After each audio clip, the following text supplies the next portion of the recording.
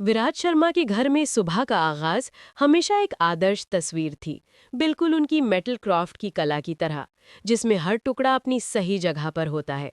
दीवार पर लगी खुशनुमा घड़ी ने सुबह के 7 बजने का ऐलान किया, और उसी पल नरम बिस्तर पर एक छोटी सी हरकत हुई। छोटी सी अनाया वर्मा अपने नीले पीले पजामे में अपने पापा की छाती से चिपकी हुई थी। उसका छोटा हाथ विराज के गले में था। उसकी मासूम सांस उसकी गर्दन पर गुनगुना रही थी। विराज ने आंखें खोली। उन आंखों में पहला इमोशन हमेशा एक ठंडा गहरा खालीपन होता था। उसके बाद उसने उस भाव को तुरंत अपने कंट्रोल में कर लिया, जैसे कोई शिल्पकार किसी गलती को छिपाने के लिए मेटल को स्मूथ कर देता है। उसने बड़ी नरमहट से अनाया के माथे को चूमा। ये प्यार था। पिछले 15 सालों में उसने मिरर के सामने खड़े होकर अपने चेहरे की हर मसल को घुमाकर हर उस भाव को प्रैक्टिस किया था जिसे एक सच्चा पति और बाप महसूस करता है। खुशी, दुख और सबसे अहम स्नेह। रसोई से उसकी पत्नी आराध्या वर्मा की तेज आवाज आई। विराज जी, चाय तैयार है, अनाया को उठाओ, ऑफिस के लिए देर हो रही है। विराज मुस्कुराया। ये मुस्कान भी वही प्रैक्टिस थी, लेकिन अब वो इसमें माहिर हो चुका था। जब वो डाइनिंग टेबल पर बैठा तो आराध्या ने उसके लिए सुबह की अदरक वाली चाय और गर्मा गर्म पराठे रखे। वो एक होमिसाइड डिटेक्टिव थी और उसकी जिंदगी उतनी ही तेज तरार थी जितनी कि विराज की जिंदगी शांत। आराध्या ने उसके हाथ पर थपथपाया, एक आम प्यार भरी पटनी की हरकत। तुम आज भी देर तक रुकोगी आराध्या? विराज ने सवाल किया। उसकी आवाज में एक हल्की पति की चिंता थी। आराध्या ने थोड़ी थकान भरी मुस्कान के साथ जवाब दिया, हाँ डार्लिंग, वो नया पच्चई नगर केस बहुत उलझा हुआ है। लगता है किसी पुराने सीरियल मामले से जुड़ा हुआ है। हम कुछ पुरानी कोल्ड फाइल्स भी देख रहे हैं। विराज का दिल उसके सीने में एक पल के लिए रुक गया। कोल्ड फाइल्स, ये शब्द उसके कान में एक पुराने भूले चुके से दुख की तरह चुभे। उसने आराम से अपनी चाय का घूंट लिया और अपने चेहरे पर कोई भाव नहीं आने दिया। तुम अपना ख्याल रखना आराध्या, उसने नर्म आवाज में कहा। तुम एक तेज डिटेक्टिव हो, लेकिन तुम्हारी सुरक्षा सबसे आगे है। आराध्या उसके गले लगकर मुस्कुराई। मेरे विराज, तुम कितने फिक्रमंद हो। जिस पल आराध्या दरवाजा बंद करके निकल गई और अनाया स्कूल बस में बैठ गई, उस पल विराज का चेहरा एक ब्लैंक स्लेट में बदल गया।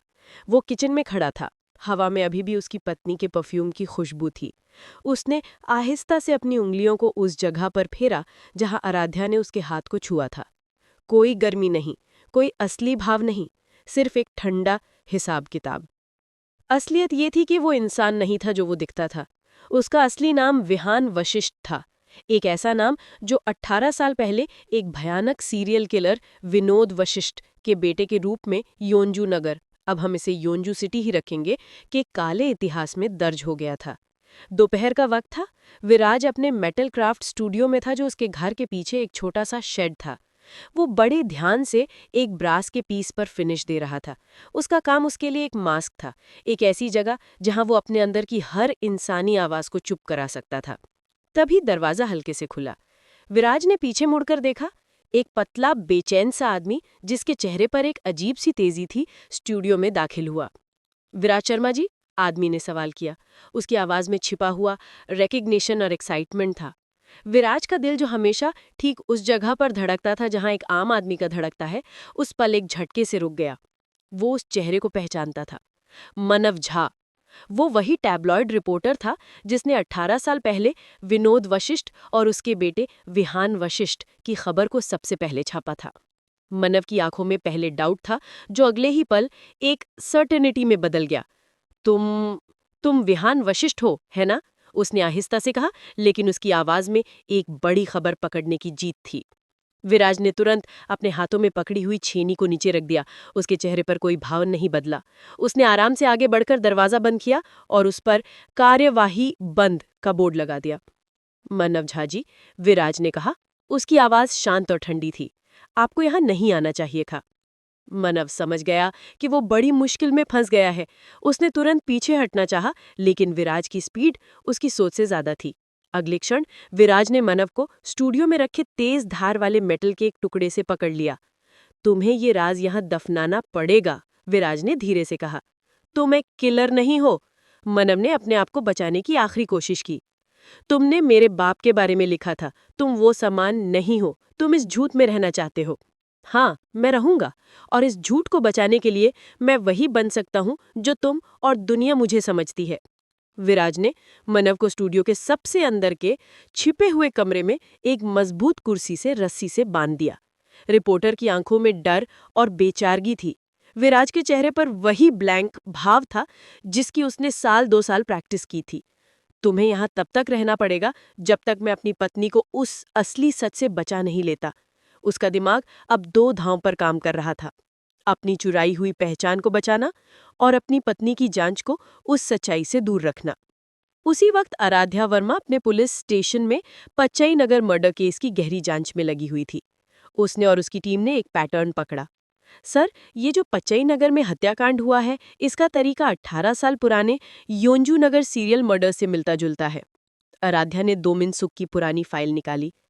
सीरियल किलर विनोद वशिष्ठ, उसके हत्याकांड की पुरानी खबरें और विनोद के बेटे विहान वशिष्ठ की धुंधली फोटो।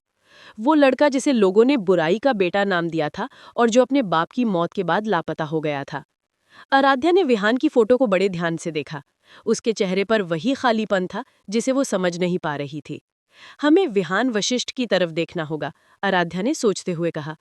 अगर वो जिंदा है तो वो उसके बाप के तरीके को जानता होगा। लेकिन 18 साल से कोई हत्याकांड नहीं हुआ। क्या वो सचमुच इतना अच्छा बन गया कि वो चुपचाप जी रहा है? शाम को आराध्या थकी हारी घर आई। उसने देखा कि विराज बड़े आराम से किचन में खाना बना रहा है। उसने आज बिना किसी गलती के एकदम परफेक्ट दाल मखनी बनाई थी। तुम्हारे चेहरे पर थकान दिख रही है, विराज ने बड़े स्नेह से कहा।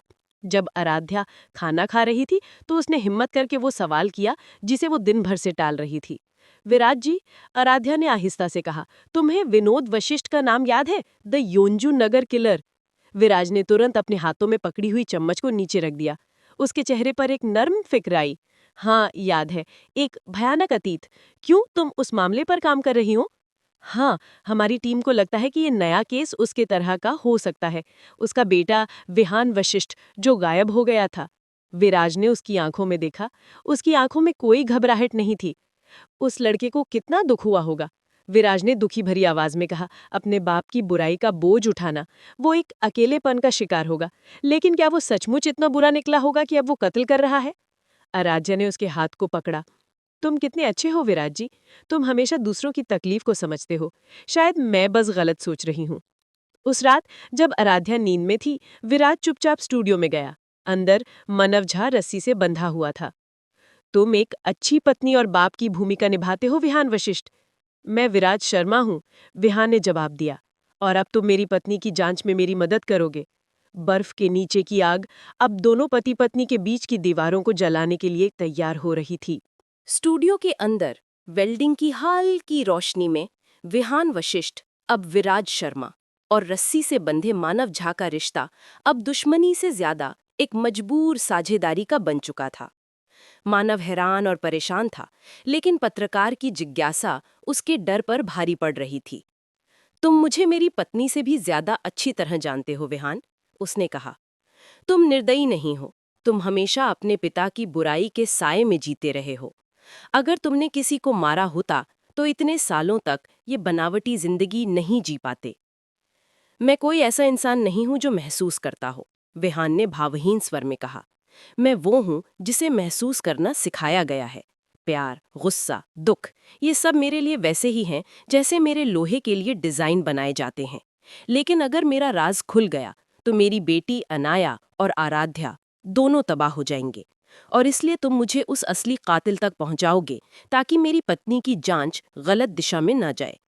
विहान ने मानव की रस्सी थोड़ी ढीली की और उसके सामने आराध्या के फाइलों से निकाले गए पचई नगर केस के सबूत रखे। तुम्हारे पास वो जाल है, संपर्क, जो पुलिस के पास नहीं है। तुम्हें पता लगाना है कि पचई नगर की शिकार लड़की का मेरे पिता विनोद वशिष्ठ के अतीत से क्या रिश्ता था, और क्या कोई और भी था जो मेरे पिता के अपराधों में शामिल था। मानव ने गहरी सांस ली। और मेरी खबर? तुम्हें वो खबर मिलेगी मानव। हत्यारे का बेटा अपनी निर्दोषता साबित करता है, लेकिन तब तक तुम मेरे कैदी हो। अगर तुमने एक भी लीक करने की कोशिश की तो मैं तुम्हें उसी तरह कुचल दूंगा जैसे इस इस्पात को दबाया जाता है। विहान की आंखों में वो ठंडी चमक देखकर मानव कांप उठा। उसे समझ आ गया कि विराज शर्मा का ये चेहरा उसके लिए एक ढाल है। आराध्या का प्यार ही उसकी सबसे बड़ी कमजोरी थी और यही उसे खतरनाक बनाता था। थाने में आराध्या वर्मा अपने पति की अच्छाई और नए केस की बुराई के बीच उलझी हुई थी। जब उसके वरिष्ठ अधिकारी ने उसे विनोद वशिष्ठ यानी क्रमिक हत्यारे के बेटे विहान वशिष्ठ की पुरानी फाइल दी, आराध्या ने उस तस्वीर को ध्यान से देखा। वही खालीपन जो उसके पति की आंखों में कभी कभी झलकता था। एक शाम अनाया को सुलाने के बाद आराध्या ने अपने पति के पुराने सामान में तलाश शुरू की। उसे वहां एक छोटा पुराना जंग लगा लॉकेट मिला। जब उसने उसे खोला तो उसमें एक लड़के और एक लड़की की धुंधली सी तस्वीर थी, विहान और उसकी बहन वीरा वशिष्ठ। लॉकेट के पीछे आधा लिखा हुआ पता और एक पुराना नंबर दर्ज था। आराध्या को लगा जैसे उसके दिमाग में बिजली सी दौड़ गई हो। उसने तुरंत उस नंबर पर फोन लगाया। 2 बार घंटी बजने के बाद एक थकी हारी नर्म आवाज आई। हेलो, कौन? मेरा नाम आराध्या वर्मा है, मैं जांच अधिकारी हूँ। क्या आप वीरा वशिष्ठ है? फोन पर गहरी दर्द भरी चुप्पी छा गई। मैं नहीं जानती कौन विहान है, वीरा ने रुकते हुए कहा। आराध्या ने वीरा की आवाज में छिपा डर और रक्षण भाव पहचान लिया।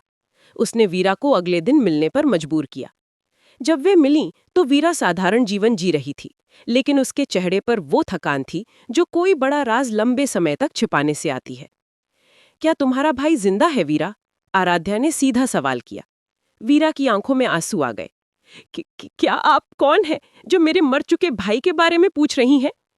मैं उसकी पत्नी हूँ, आराध्या ने उत्तर दिया। उसकी आवाज में दर्द था। मैं उसे विराज शर्मा के नाम से जानती हूँ। क्या वो तुम्हारा भाई विहान है? वीरा का चेहरा पीला पड़ गया। उसे समझ आ गया कि 15 साल का झूठ अब टूट चुका है। लेकिन उसने तुरंत आराध्या की आंखों में देखा और विहान को बचाने की कोशिश की। विराज शर्मा, जिसे तुम जानती हो, वो मेरा भाई विहान नहीं है। मेरा भाई तो 18 साल पहले उस झील में डूबकर मर गया था, जब उस पर पिता के अपराधों का इल्जाम लगा था। वो ही था जिसे तुम्हारी पुलिस ढूंढ रही है। लेकिन वीरा की आखिरी पंक्ति में झूठ की झंकार थी, जिसे आराध्या ने एक जांच अधिकारी होने के नाते पहचान लिया। अब उसे यकीन हो गया कि उसका पति वास्तव में विहान वशिष्ठ है। अपने पति के रहस्य को उजागर करने के लिए आराध्या ने उसकी पहचान विराज शर्मा की गहराई से जांच शुरू की। उसने उसके जन्म प्रमाण पत्र, शिक्षा रिकॉर्ड सब कुछ परखा। एक छोटा सा सुराग उसे एक पुरानी कार हादसे की चिकित्सा फाइल तक ले गया। फाइल के अनुसार विराज शर्मा यानी आदित्य शर्मा एक धनाढ़ डॉक्टर परिवार, डॉक्टर राजन शर्मा और श्रीमती नीला शर्मा का बेटा था। आराध्या बिना कोई औपचारिक छापे के शर्मा परिवार के विशाल बंगले पर पहुंची। जब उसने डॉक्टर शर्मा से विराज के बारे में पूछा तो डॉक्टर का चेहरा डर से सफेद पड़ गया। आराध्या ने उस डर को गौर से देखा। धीरे धीरे उसने अंदर जाने का संकेत दिया। डॉक्टर शर्मा की पत्नी श्रीमती नीला शर्मा उसे एक बंद कमरे में ले गईं। उस कमरे में मशीनों की आवाज आ रही थी जो किसी व्यक्ति को जिंदा रखे हुए थी। बिस्तर पर एक आदमी लेटा था। उसका चेहरा शांत था, लेकिन आंखों में कोई हरकत नहीं। वह गहरे कोमा में था। ये कौन है? आराध्या ने दबे स्वर में पूछा। श्रीमती नीला शर्मा सिसकते हुए बोली, ये हमारा असली बेटा है, आदित्य शर्मा। आराध्या की दुनिया जैसे बिखर गई। उसकी आंखों के सामने सब घूमने लगा। उसका पति, उसका प्रेम, उसकी बेटी, सब एक झूठी पहचान पर टिका था। नीला शर्मा ने रोते हुए आगे कहा, 15 साल पहले आदित्य का एक भयानक हादसा हुआ। उसी समय विहान वशिष्ठ वहां मौजूद था। विहान ने हमें धमकी दी, अगर हमने उसे आदित्य की पहचान नहीं दी तो वह पुलिस को बता देगा कि वह विनोद वशिष्ठ का बेटा है और हमें और हमारे बेटे को नुकसान पहुंचाएगा। आराध्या का मन 3 हिस्सों में टूट गया। एक, जांच अधिकारी आराध्या। उसका पति एक झूठा व्यक्ति, एक ब्लैकमेल करने वाला है। पत्नी आराध्या, उसका 15 साल का रिश्ता और उसकी बेटी अनाया, क्या सब एक साजिश थी? इंसान आराध्या, विहान ने ऐसा क्यों किया? क्या वह सच में इतना निर्दयी है कि किसी की पहचान चुरा ले? उस रात जब विहान यानी विराज घर आया तो उसने आराध्या को बिस्तर पर बैठे देखा। उसके हाथ में वही पुराना लॉकेट था। तुम कौन हो विराज जी? आराध्या की आवाज में गुस्सा नहीं था, केवल दर्द। मेरा नाम विहान वशिष्ठ है आराध्या, और मैं वही आदमी हूं जिसे तुमने 15 साल पहले प्यार किया था। वही आदमी जिसे दुनिया ने हमेशा एक हत्यारा समझा। ये टकराव विहान और आराध्या के रिश्ते का सबसे बड़ा मोड़ था। अब उनका रिश्ता झूठ और सच्चाई के बीच की नाजुक डोर पर लटका हुआ था।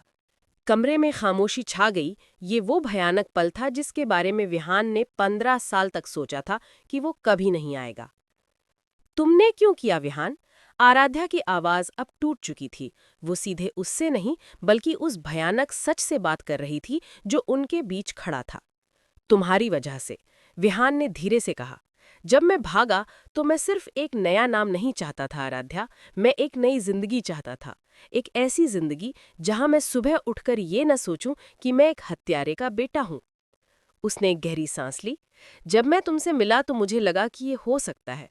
तुमने मुझे देखा और तुमने मुझ में वो खालीपन नहीं देखा जो बाकी दुनिया देखती थी। तुमने मुझे प्यार करना सिखाया आराध्या। उस प्यार के लिए मुझे वो झूठ जीना पड़ा। मुझे विराज शर्मा बनना पड़ा। तुम प्यार की बात कर रहे हो? आराध्या जोर से हंसी, लेकिन उसकी हंसी में दर्द था। तुमने आदित्य शर्मा की पहचान चुराई, उनके माता पिता को धमकाया और मुझ जैसी कानून को मानने वाली औरत से झूठ बोलकर शादी की। ये प्यार नहीं, ये धोखा है। धोखा नहीं, सुरक्षा थी, विहान ने तुरंत उत्तर दिया। अगर मेरा सच सामने आता तो मेरे पिता का कलंक तुम्हारे और अनाया पर पड़ता। मैं ये नहीं चाहता था। मैंने तुम्हें कभी नुकसान नहीं पहुंचाया। मैंने कभी किसी को नहीं मारा। आराध्या ने सिर हिलाया। मुझे पता है कि तुमने किसी को नहीं मारा। तुम्हारी बहन वीरा ने मुझे बताया। लेकिन तुमने एक निर्दोष आदमी की जिंदगी चुराई। क्या तुम जानते हो कि आदित्य के माँ बाप हर दिन किस दर्द से गुजरते हैं? विहान ने अपनी आंखें बंद कर लीं। मैं जानता हूं। मैंने उन्हें हमेशा पैसा दिया, उनकी हर जरूरत पूरी की। मैं अपनी बहन को भी बचा रहा था जो मेरे पिता के डर से भाग रही थी। मेरे पास कोई दूसरा रास्ता नहीं था। तुम्हारे पास अब भी एक रास्ता है। आराध्या ने अपनी वर्दी और अपने काम को याद किया। तुम खुद को पुलिस के हवाले कर दो। मैं तुम्हारे लिए बेहतर वकील दूंगी। हम तुम्हारी सच्चाई सामने लाएंगे कि तुमने किसी को नहीं मारा, तुम निर्दोष हो। नहीं, विहान ने मना कर दिया। अगर मैंने ऐसा किया तो तुम्हारी पुलिस मुझे विनोद वशिष्ठ के बेटे के रूप में देखेगी। वे मानेंगे कि पचाई नगर का हत्यारा मैं ही हूं। मेरी पत्नी ही मुझे गिरफ्तार करेगी। क्या तुम ये बदनामी झेल पाओगी? आराध्या चुप हो गई। वो जानती थी कि वो क्या कह रहा है। मानव झा, आराध्या ने अचानक नाम लिया। वे पत्रकार कहाँ है? क्या कर रहे हो तुम उसके साथ? विहान को एहसास हुआ कि उसकी पत्नी अब सिर्फ पत्नी नहीं रही, वह जांच अधिकारी बन चुकी है। वह मेरे स्टूडियो में है। मैंने उसे बांध रखा है पर उसे चोट नहीं पहुंचाई है। मैं उसे इस्तेमाल कर रहा हूं। वह जानता है कि मेरे पिता के पुराने साथी कौन थे। कोई है जो अब भी मेरे पिता की तरह लोगों को मार रहा है और वह मुझे फंसाना चाहता है। आराध्या ने थोड़ी देर सोचा। उसने लॉकेट को कसकर पकड़ा। ठीक है, उसने अंत में कहा, मैं तुम्हें अभी गिरफ्तार नहीं करूंगी, लेकिन मेरी एक शर्त है। अब से हम साथ काम करेंगे। आराध्या ने दृढ़ता से कहा। जो भी जानकारी तुम मानव झा से निकालोगे, जो भी सुराग तुम्हें मिलेगा, सब कुछ तुम मुझे बताओगे। मैं तुम्हारा साथी बनूंगी, तुम्हारा जांच अधिकारी नहीं। अगर हम असली हत्यारे को ढूंढ पाए तो तुम्हारी निर्दोषता साबित हो जाएगी और तुम्हारे झूठे नाम का बोझ कम हो जाएगा। उसकी आवाज में चेतावनी थी।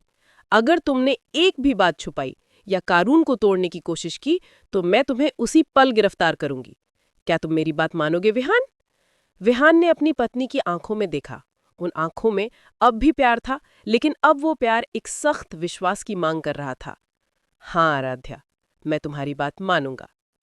इस रात उनका वैवाहिक रिश्ता तो टूट गया था, लेकिन उनकी साझेदारी एक नए और खतरनाक सफर के लिए शुरू हुई थी।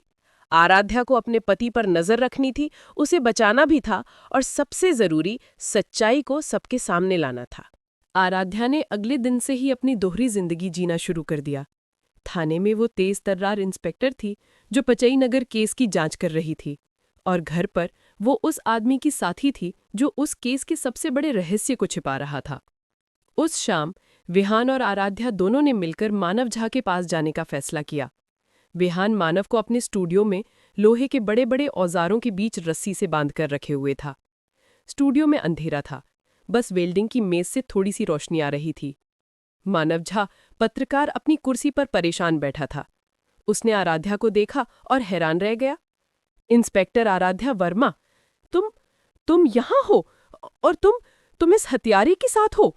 मानव की आवाज में डर और निराशा थी। चुप रहो मानव, आराध्या ने कठोर आवाज में कहा। मैं यहाँ जांच के लिए हूँ। अब तुम मुझे सच बताओगे। विहान ने आगे बढ़कर मानव की रस्सी थोड़ी ढीली की। मानव, तुम जानते हो कि मैं अपराधी नहीं हूं। असली अपराधी को ढूंढने में मेरी पत्नी मेरी मदद कर रही है। अब तुम हमें बताओ, विनोद वशिष्ठ के अपराधों में और कौन शामिल था? मानव ने गहरी सांस ली। विनोद वशिष्ठ पागल था, लेकिन अकेला नहीं था।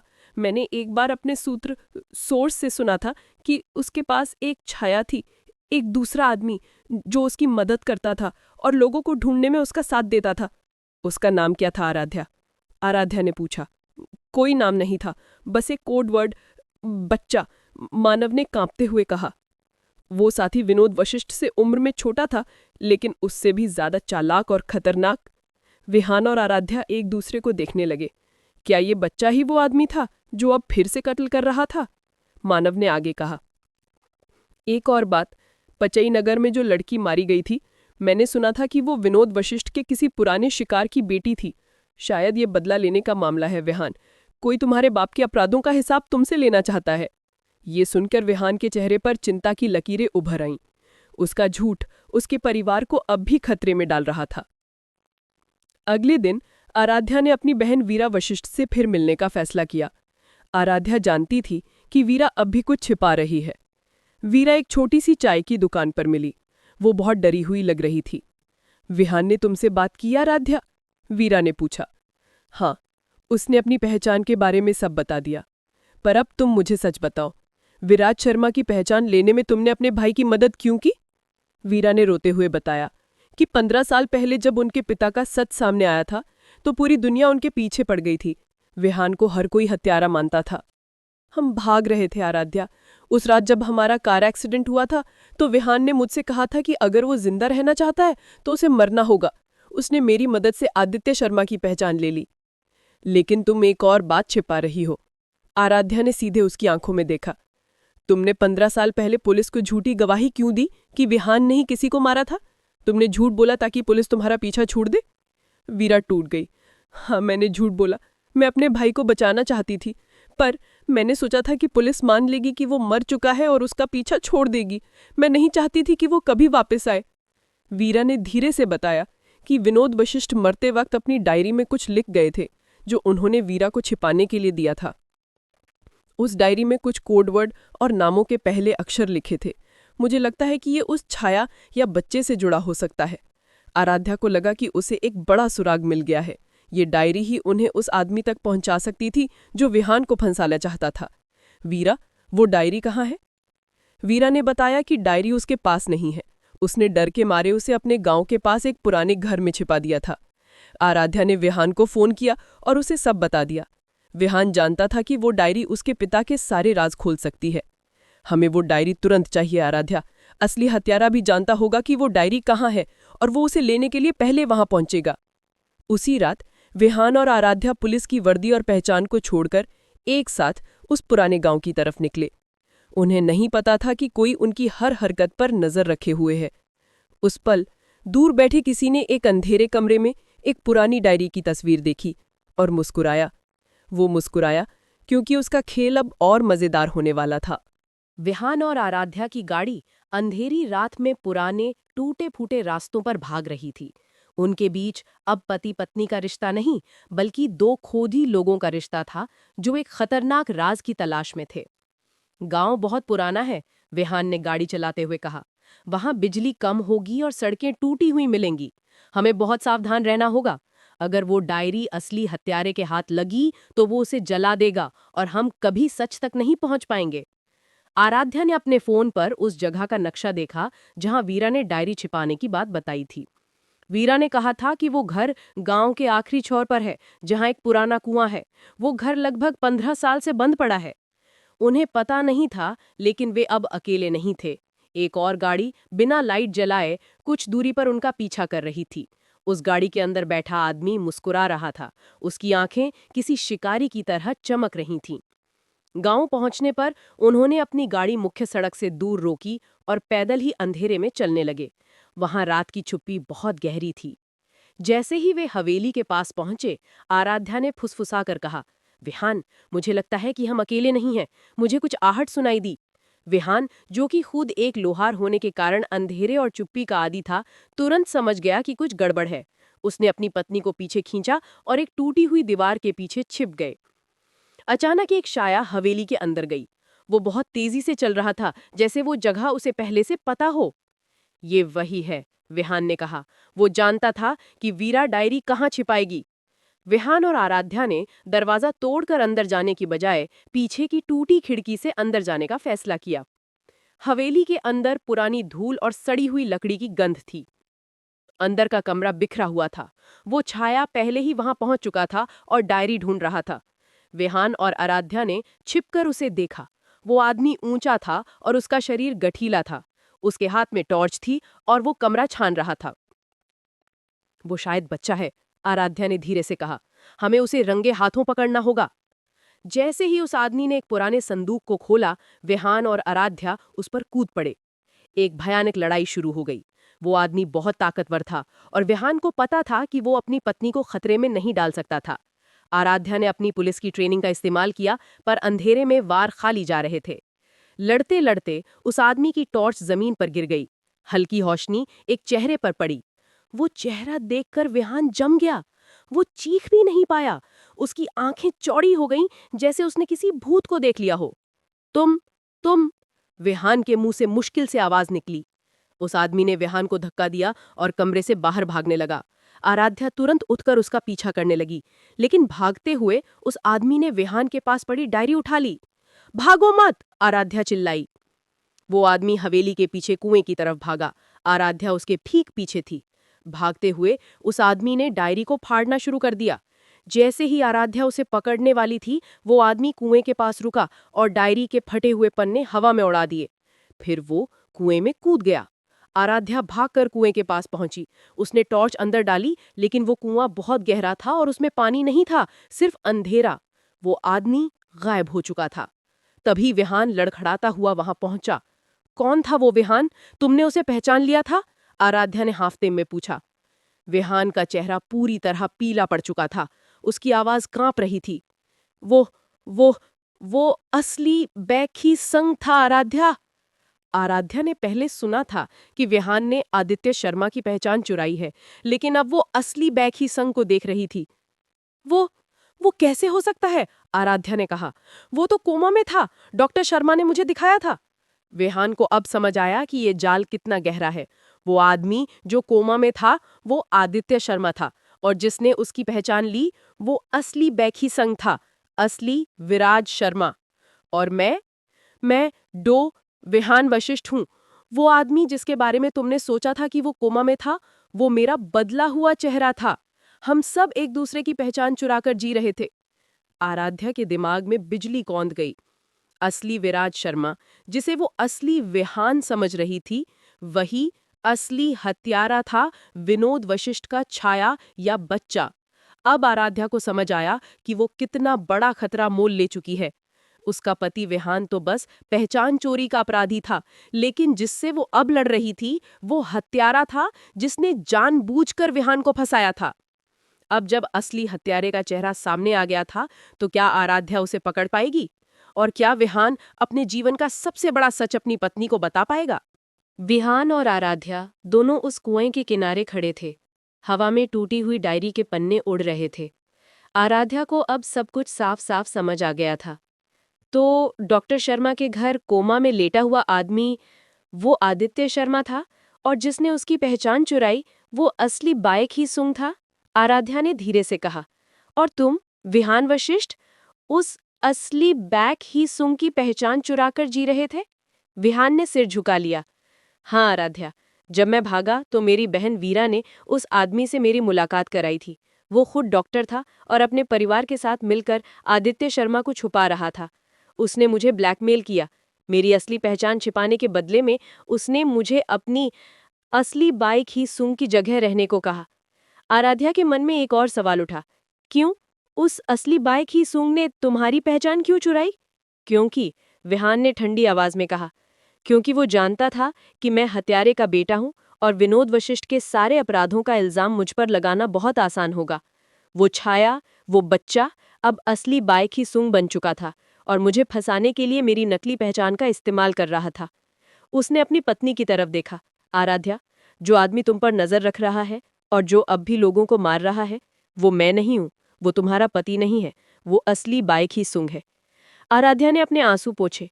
तो तो तुमने किसी को नहीं मारा? तुमने बस अपनी पहचान बचाने के लिए झूठ बोला? उसका दिल एक भारी पत्थर की तरह सीने में बैठ गया था। वो एक अपराधी से प्यार करती थी, लेकिन वो अब जानती थी कि वो अपराधी खून का प्यासा नहीं है। लेकिन अब वो डायरी, वो जा चुकी है, असली हत्यारे के हाथ लग गई है, विहान ने चिंता से कहा। आराध्या ने जमीन पर गिरे हुए डायरी के कुछ फटे पन्ने उठाए। वे बुरी तरह से भीग चुके थे, पर उसने उनमें कुछ कोड वर्ड्स और तारीखें पढ़ने की कोशिश की। पूरी डायरी भले ही चली गई हो विहान, लेकिन एक पुलिस अफसर होने के नाते मैं जानती हूँ कि सबूत कभी पूरी तरह खत्म नहीं होते। हमें अब तुरंत डॉक्टर शर्मा के पास वापस जाना होगा। अगली सुबह आराध्या और विहान ने चुपके से डॉक्टर शर्मा के घर का रुख किया। आराध्या भी पुलिस अफसर थी, पर उसकी वफादारी अब उसके पति और सच्चाई के साथ थी, न कि सिर्फ कानून के साथ। उन्होंने डॉक्टर राजन शर्मा और उनकी पत्नी नीला शर्मा को आमने सामने बिठाया। कल रात असली बाइक ही सुंग, असली विराज ने एक हत्या को अंजाम दिया और वो अब भी फरार है। आप लोगों ने इतने साल तक झूठ बोला कि कोमा में लेटा हुआ आदमी आदित्य शर्मा है। वो कौन है? डॉक्टर शर्मा टूट गए। वो हमारा बेटा नहीं है इंस्पेक्टर। वो सच में असली बाइक ही सुंग था, जो एक्सीडेंट के बाद हमें मिला था। झूठ! विहान चिल्लाया। आपने मुझे बताया था कि कोमा वाला आदमी आदित्य है और मैं आपकी जान बचाने के लिए उसकी पहचान चुरा कर जी रहा था। नीला शर्मा रो पड़ी। हम मजबूर थे। असली बाइक ही सुंग हमारा पुराना रिश्तेदार था। वो बहुत खतरनाक था। जब उसका एक्सीडेंट हुआ और वो कोमा में चला गया, तो हमने हमने उसकी पहचान तुम्हें दी ताकि वो सुरक्षित रहे और तुम उसके खिलाफ कोई सबूत न जुटा पाओ। असली बाइक ही सुंग कौन है? आराध्या ने पूछा। डॉक्टर शर्मा ने डरते हुए बताया। उसका असली नाम च्योंग सा इल है। वो हमारे परिवार का दूर का रिश्तेदार था, एक सनकी आदमी जिसे बचपन से ही विनोद वशिष्ठ ने इस्तेमाल किया था। वो ही छाया था और वो ही बच्चा था। विहान के होश उड़ गए। वो इतने सालों तक अपने असली हत्यारे की पहचान चुराकर जी रहा था। आराध्या ने पूछा, अगर वो आदमी कोमा में था तो उसने कल रात आप पर हमला क्यों किया? क्योंकि क्योंकि वो कोमा में नहीं था। वो बस सोने का नाटक कर रहा था। वो अपनी पुरानी चोटों से उबर रहा था और अपने राज छिपाने के लिए उसने हम पर नाटक करने का दबाव डाला था। आराध्या को अब पता था कि वो किसके खिलाफ लड़ रही है। चियोंग सा इल, विनोद वशिष्ठ का सबसे खतरनाक साथी, जिसे पुलिस ने कभी पकड़ा नहीं था, अब उसकी जिंदगी में आ चुका था। विहान ने एक गहरी सांस ली और अपने पत्नी का हाथ पकड़ा। अब जब हमें पता चल गया है कि असली हत्यारा कौन है, तो हमें एक साथ काम करना होगा। वो मुझे फंसाना चाहता है, लेकिन अब मैं उसे फंसाऊंगा। आराध्या ने सहमति में सिर हिलाया। उसने अपने वरिष्ठ अधिकारी को फोन किया और बताया कि उन्हें पचाई नगर केस में एक नया संदिग्ध मिला है। उसने जानबूझकर विहान का नाम छिपाया, लेकिन चियोंग साइल बहुत चालाक था। वो जानता था कि विहान और आराध्या अब उसके पीछे पड़ेंगे। उसने पहले ही एक नया जाल बुनना शुरू कर दिया था। उसने अपने फोन से एक अननाम संदेश आराध्या के थाने के वरिष्ठ अधिकारी को भेजा, जिसमें लिखा था, इंस्पेक्टर चा जी वॉन आराध्या वर्मा अपने पति की पहचान छिपा रही है। उसका पति ही विनोद वशिष्ठ का बेटा असली अपराधी है। आराध्या के पास अब ज्यादा समय नहीं था। उसके अपने विभाग की जांच कभी भी उस तक पहुंच सकती थी। उसे विहान को बचाना था और चियोंग साइल को पकड़ना था, इससे पहले कि उसका अपना करियर और उसकी शादी हमेशा के लिए बर्बाद हो जाए। वरिष्ठ अधिकारी के मेज पर गुमनाम संदेश पहुंच चुका था। संदेश में सीधा आरोप था, इंस्पेक्टर आराध्या वर्मा अपने पति की असली पहचान छिपा रही है और उसका पति ही विनोद वशिष्ठ का बेटा है। जांच तुरंत शुरू हो गई। आराध्या के वरिष्ठ अधिकारी ने उसे कमरे में बुलाया। इंस्पेक्टर वर्मा, अधिकारी ने शांत पर गंभीर आवाज में कहा, क्या ये सच है कि तुम्हारा पति विराज शर्मा असल में क्रमिक हत्यारे विनोद वशिष्ठ का बेटा विहान वशिष्ठ है? आराध्या में अपने मन में फैसला किया, वो झूठ नहीं बोलेगी। अब उसे सच्चाई को चतुराई से संभालना था। जी सर, आराध्या ने दृढ़ता से कहा, मेरा पति विहान वशिष्ठ है, लेकिन उसने कोई कत्ल नहीं किया है। वो बस एक झूठी पहचान लेकर जी रहा था। झूठी पहचान? ये एक बड़ा अपराध है इंस्पेक्टर, अधिकारी चिल्लाया। तुमने ये बात इतने दिन क्यों छुपाई? क्योंकि सर, मेरा पति निर्दोष है, आराध्या ने पूरी ताकत लगा दी। असली हत्यारा वो नहीं है। असली हत्यारा वो आदमी है जिसने मेरे पति की पहचान चुराई थी और जो अब भी बाहर घूम रहा है। वो आदमी विनोद वशिष्ठ का साथी था। आराध्या ने उन्हें चियोंग सा इल, असली विराज की पूरी कहानी बताई। कैसे वो कोमा का नाटक कर रहा था, कैसे उसने विहान को फंसाया और कैसे वो छाया पचई नगर केस में लोगों को मार रहा है। अधिकारी ने मेज पर हाथ मारा। ये कहानी अविश्वसनीय है वर्मा। तुम अपने पति को बचाने के लिए ये कहानियां बना रही हो। सर, आराध्या ने अपनी पिछली जांच की फाइलों को सामने रखा। मानव झा का अपहरण, डॉक्टर शर्मा की चुप्पी और पचई नगर के शिकार का विहान के पिता से संबंध, सब कुछ एक ही तरफ इशारा करता है। अगर मैंने तुरंत आपको बताया होता तो आप विहान को पकड़ लेते और असली हत्यारे को भागने का मौका मिल जाता। वरिष्ठ अधिकारी ने आराध्या को जांच से हटाने का फैसला किया, लेकिन एक शर्त पर। मैं तुम्हें 1 दिन का समय देता हूं वर्मा। तुम असली अपराधी को ढूंढो और उसे मेरे सामने लाओ। अगर तुम नाकाम रही तो ना सिर्फ तुम्हारा पति जेल जाएगा, बल्कि तुम पर भी अपराधियों की मदद करने का इल्जाम लगेगा। आराध्या जानती थी कि ये उसका आखिरी मौका था। उसी शाम जब आराध्या घर पहुंची तो विहान वहां नहीं था। वो स्टूडियो में भी नहीं था। उसकी बेटी अनाया अपनी दाई के साथ खेल रही थी। दाई ने बताया कि विहान ने कहा था कि उसे जरूरी काम है और वो जल्द ही वापस आएगा। आराध्या को अचानक बेचैनी महसूस हुई। उसे लगा कि चियोंग सा इल यानी असली हत्यारा जानता है कि वे उसके पीछे पड़ चुके हैं। उसका अगला निशाना कौन हो सकता है? अचानक आराध्या के फोन पर एक अज्ञात नंबर से वीडियो कॉल आया। उसने डरते हुए कॉल उठाया। दूसरी तरफ विहान का चेहरा था, जो बुरी तरह से बंधा हुआ था। उसके मुंह पर पट्टी बंधी थी और उसकी आंखें मदद के लिए चिल्ला रही थीं। और उसके ठीक पीछे मुस्कुराता हुआ खड़ा था चियोंग सा इल। उसने विहान के चेहरे से पट्टी हटाई। नमस्ते इंस्पेक्टर, चियोंग सा इल ने शांत पर मजाकिया अंदाज में कहा। तुम्हारे पति ने तुम्हें मेरी कहानी तो बताई ही होगी। अब मेरा छोटा सा खेल शुरू होगा। सुनो विहान, उसने विहान के कान में फुसफुसाया। तुम्हारी प्यारी बेटी अनाया अब कहाँ है? विहान की आंखें डर से भर गईं। चियोंग सा इल ने आराध्या की तरफ देखा। तुम्हें लगता है कि तुम अकेले अपनी बेटी की सुरक्षा कर सकती हो? मैं तुम्हारी बेटी को उस जगह ले जाऊंगा जहां मैंने तुम्हारे पिता के साथ पहला कत्ल किया था। तुम्हारे पास 1 घंटा है। अगर तुम उस जगह नहीं पहुंची तो तुम्हारी बेटी को वो दर्द महसूस होगा जो मैंने इतने सालों तक सहा है। च्योंगसा इल ने उसे उस जगह का अजीब सा कोडवर्ड बताया जो विहान के पिता की डायरी से जुड़ा था। कॉल कट गया। आराध्या का दिल जोर से धड़क रहा था। अब मामला उसके पति के झूठ या उसके करियर का नहीं रहा था। अब उसकी बेटी अनाया खतरे में थी। वो जानती थी कि अगर वो सीधे पुलिस को बताएगी तो विहान और अनाया दोनों खतरे में पड़ जाएंगे। उसने दाई को बताया कि वो तुरंत एक इमरजेंसी पर जा रही है और उसे घर के अंदर रहने को कहा। आराध्या ने अपनी गन उठाई और उस कोड वर्ड को सुलझाने के लिए अपनी पुलिस वाली बुद्धि का इस्तेमाल करने लगी। उसे पता था कि उसे अकेले ही उस हत्यारे तक पहुंचना होगा जो अब उसका आखिरी दुश्मन था। उसकी जिंदगी का सबसे खतरनाक बचाव मिशन शुरू हो चुका था। आराध्या ने तुरंत अपनी बंदूक उठाई और अपने मन में उस कोडवर्ड को दोहराया जो चियोंग सा इल यानी असली हत्यारे ने बताया था। ये कोई सामान्य जगह नहीं थी, ये विनोद वशिष्ठ के अतीत से जुड़ी थी। उसने अपने फोन में विनोद वशिष्ठ के पुराने केस की फाइलों को खंगाला। 15 साल पहले पुलिस को उसके ठिकाने की तलाश थी। फाइलों में एक अधूरा नक्शा मिला जिस पर एक कोड वर्ड लिखा था, जंगल में पहली ईंट। आराध्या को लगा कि यही वो जगह हो सकती है। जंगल में पहली ईंट विनोद वशिष्ठ के पहले शिकार की जगह थी, जहां उसने अपनी भयानक यात्रा शुरू की थी। ये शहर से दूर एक पुराना टूटा हुआ ईंट भट्ठा था, जिसके चारों ओर घना जंगल था।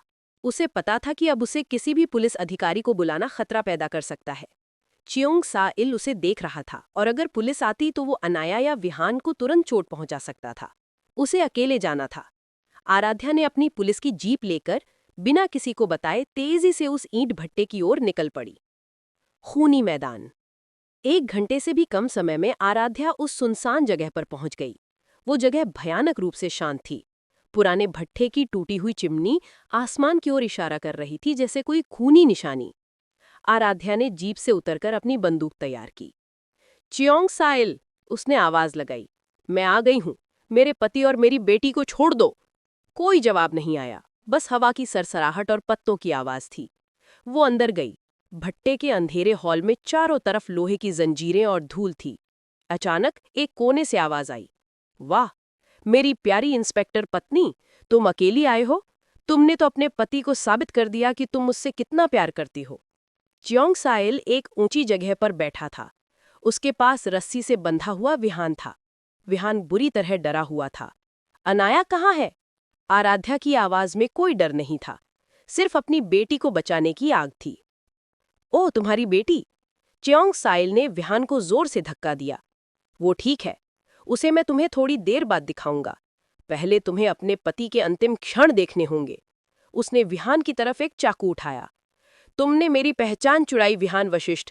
तुमने मुझे कोमा में डाला। अब तुम मरोगे और तुम्हारे बाप के सारे अपराधों का इल्जाम हमेशा के लिए तुम पर लग जाएगा। च्योंग साइल चीखा। रुको! आराध्या ने बंदूक सीधी की। तुमने किसी को नहीं मारा च्योंग साइल। मैंने तुम्हारी पिछली जांच की सारी फाइलें पढ़ ली हैं। तुम्हारे बाप ने तुम्हें इस्तेमाल किया था, तुम्हें बच्चा नाम दिया था। तुम एक शिकार हो, हत्यारा नहीं। च्योंग साइल जोर से हंसा। हत्यारा नहीं? तुम झूठ बोल रही हो इंस्पेक्टर। मैंने मारा है। मुझे मारना अच्छा लगता है। तुम्हारे पति का बाप मेरा गुरु था। विहान ने इस मौके का फायदा उठाया। उसने पूरी ताकत से अपनी रस्सी को खींचा, जिससे च्योंग साइल का संतुलन बिगड़ गया। भागो आराध्या, अनाया को ढूंढो! विहान चिल्लाया। च्योंग साइल गुस्से में चिल्लाया और विहान को जमीन पर पटक दिया। आराध्या ने तुरंत गोली चलाई, लेकिन वो निशाना चूक गया और भट्टे की दीवार पर जा लगा। उसने देखा कि च्योंग साइल अपनी जान बचाने के लिए एक पुरानी लोहे की मेज के पीछे छिप गया। आराध्या जानती थी कि उसे विहान को बचाने से पहले अपनी बेटी को ढूंढना होगा। उसने देखा कि भट्टे के पीछे एक छोटी सी सुरंग थी। वो तुरंत उस ओर भागी। सुरंग के अंत में एक छोटा अंधेरा कमरा था। वहां एक कोने में अनाया सो रही थी। वो बेहोश थी, पर उसे कोई चोट नहीं लगी थी। आराध्या ने अपनी बेटी को उठाया और उसके चेहरे पर प्यार से चूमा। तभी उसके पीछे च्योंग साइल चाकू लेकर खड़ा था। तुमने अपनी बेटी को बचा लिया, लेकिन अब तुम्हारा पति मरेगा। आराध्या के पास अब सिर्फ एक ही मौका था। वो अपनी बेटी को एक हाथ में पकड़ी रही और दूसरे हाथ से बंदूक उठाई। च्योंग साइल ने हमला किया। आखिरी टक्कर में आराध्या ने अपनी सारी ताकत लगाकर च्योंग साइल के कंधे पर जोर से गोली मार दी। च्योंग साइल चीखा और जमीन पर गिर पड़ा। उसका चाकू दूर जा गिरा। विहान लंगड़ाता हुआ कमरे में आया। उसने आराध्या और बेटी को गले लगा लिया। पुलिस की सायरन की आवाज दूर से सुनाई देने लगी। आराध्या ने अपने वरिष्ठ अधिकारी को संदेश भेज दिया था। कुछ देर बाद च्योंग साइल को गिरफ्तार कर लिया गया। अब वो चुप था, उसकी सारी ताकत और सनक खत्म हो चुकी थी। थाने में आराध्या ने अपने वरिष्ठ अधिकारी को पूरी कहानी सुनाई। च्योंग साइल के अपराधों के पक्के सबूत मिल चुके थे। अधिकारी ने विहान के खिलाफ लगे सभी आरोपों को वापस लेने का फैसला किया, सिवाय पहचान चोरी के। तुमने बहुत बड़ा जुर्म किया है विहान वशिष्ठ। तुम्हें इसकी सजा मिलेगी। विहान 3 साल की जेल में गया, लेकिन आराध्या जानती थी कि वो निर्दोष है और एक दिन वापस आएगा। आराध्या ने अपने पद से कुछ समय के लिए इस्तीफा दे दिया। वो अब बस अपनी बेटी और टूटे हुए रिश्ते को संभालना चाहती थी।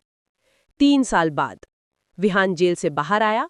आराध्या, अनाया और उसकी बहन वीरा उसका इंतजार कर रही थी। विहान ने आराध्या को देखा। उसकी आंखों में अब वो पुराना खालीपन नहीं था। उसने इतने सालों में सच्चे एहसास सीख लिए थे। क्या तुम मुझे माफ करोगे आराध्या? विहान ने पूछा। तुमने कभी किसी को नहीं मारा विहान, आराध्या ने मुस्कुराते हुए कहा। लेकिन तुमने मुझे सिखाया कि प्यार भी कभी कभी झूठ पर पनप सकता है। हमें अब सब कुछ नए सिरे से शुरू करना होगा। विहान ने अपनी बेटी को उठाया और वे तीनों घर की तरफ चलने लगे।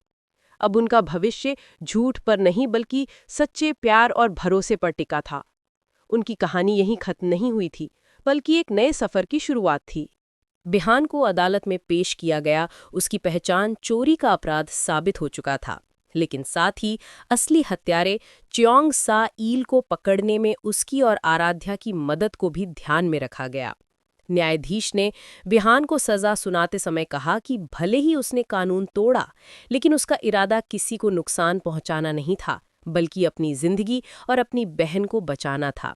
अदालत ने उसे पहचान चोरी के लिए 3 साल की सजा दी। विहान ने जेल जाने के फैसले को शांति से स्वीकार किया। वो जानता था कि ये उस झूठ की कीमत थी जिसे वो इतने सालों से जी रहा था। जेल जाने से पहले उसने आराध्या से कहा, मैंने इतने सालों में एक बार भी नहीं सोचा था कि मेरा असली नाम कोई इतने प्यार से लेगा। जब तक मैं वापस ना आऊं तुम मेरी और अनाया की ताकत बनकर रहना। आराध्या ने आंसू पोंछे और उसे हिम्मत दी। बिहान के जेल जाने के बाद आराध्या को अपने पुलिस करियर पर लगे धब्बे को साफ करना था। उसके वरिष्ठ अधिकारियों ने उसकी सच्चाई को मान लिया था, लेकिन उस पर अपराधियों को छुपाने का इल्जाम लग सकता था। आराध्या ने हिम्मत से काम लिया। उसने अपनी नौकरी से इस्तीफा नहीं दिया, बल्कि अपनी सच्चाई के लिए लड़ाई लड़ी। उसने अपने अधिकारियों के सामने एक पूरी रिपोर्ट पेश की। रिपोर्ट में उसने बताया कि कैसे च्योंग सा ईल ने उसे और उसके परिवार को धमकाया और क्यों तुरंत पुलिस की मदद लेने से उसकी बेटी की जान को खतरा हो सकता था। उसने च्योंग सा ईल को पकड़ने में अपनी और बिहान की अहम भूमिका पर जोर दिया।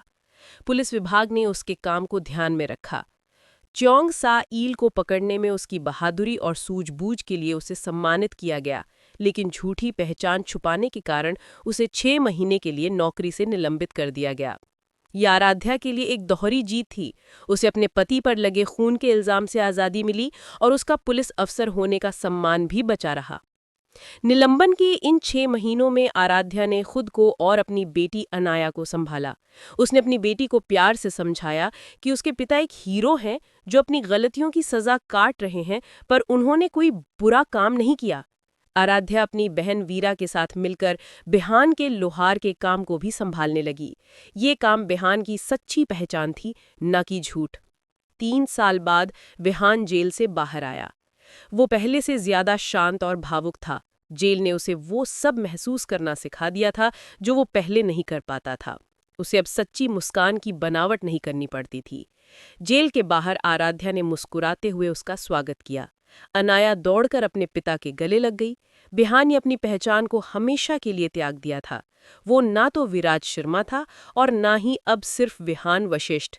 उसने तय किया कि वो अब अपनी नई पहचान बनाएगा। उसने और आराध्या ने मिलकर लोहार का काम शुरू किया।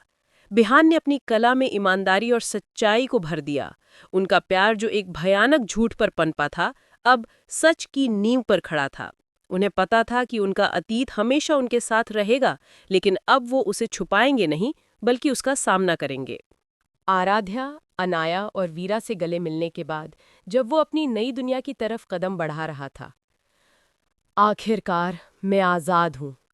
आज़ादी ये सिर्फ जेल की सलाखों से बाहर आना नहीं है। ये विनोद वशिष्ठ के बेटे होने के उस झूठ से आज़ादी है जिसे मैं इतने सालों से जी रहा था। जब मैंने पहली बार सूरज की रोशनी देखी तो मेरी आंखें चौंधिया गईं। 3 साल मैंने हर पल लोहे की कला पर ध्यान लगाया, पर सबसे ज्यादा मैंने उस औरत को याद किया जिसने मेरे सबसे बड़े झूठ को मेरा सबसे बड़ा सच बना दिया, आराध्या। मैंने सोचा था कि जब मेरा सच सामने आएगा तो वो मुझे नफरत करेगी, वो मुझे अपराधी मानेगी, ठीक वैसे ही जैसे मेरे पिता ने दुनिया को मेरे खिलाफ कर दिया था। लेकिन मेरी आराध्या, उसने नफरत नहीं की, उसने न्याय चुना, उसने सच्चाई चुनी। उसने मुझे बचाने के लिए अपनी नौकरी दांव पर लगा दी। मैं विराज शर्मा बनकर जिया, लेकिन मेरी भावनाएं विहान वशिष्ठ की थीं, जिन्हें मेरी पत्नी ने जगाया था। अब मैं कोई नहीं हूं, न विराज, न वो विहान जो अपनी भावनाओं को दबाता था। मैं बस उस लड़की का पति हूं जो अपने काम और अपने परिवार के प्रति हमेशा वफादार रही है। मैंने अनाया को देखा, वो कितनी बड़ी हो गई है। 3 साल मैंने उसकी कहानियां मिस कर दी, उसके खिलखिलाते चेहरे को मिस कर दिया। अब मेरा पहला काम है उसे दुनिया का सबसे अच्छा पिता बनकर दिखाना। वीरा, मेरी बहन, उसने भी बहुत कुछ सहा है। अब हमें फिर से एक परिवार बनना है, जहां कोई डर नहीं होगा, कोई राज नहीं होगा। मुझे पता है कि ये आसान नहीं होगा। लोगों की नजरें, अतीत के ताने, ये सब मेरा पीछा करेंगे। लेकिन अब मेरे पास आराध्या का हाथ है, उसका प्यार एक कवच है। मैं अब लोहार हूँ, मैं लोहे को गर्म करता हूँ, उसे पीटता हूँ और एक नया रूप देता हूँ। अब मैं अपनी जिंदगी के साथ भी यही करूँगा। मैं उस झूठ को पिघलाऊंगा और एक नया सच्चा जीवन गढ़ूंगा। मुझे भावुक होना आता है आराध्या, तुमने मुझे सिखाया। और मैं ये वादा करता हूँ कि अब मैं जो भी महसूस करूँगा वो तुम्हारे लिए और अनाया के लिए सच होगा। स्टोरी अगर पसंद आए तो लाइक और सब्सक्राइब करना ना भूले। जल्दी मिलते हैं एक नई स्टोरी के साथ। जब तक के लिए बाय बाय।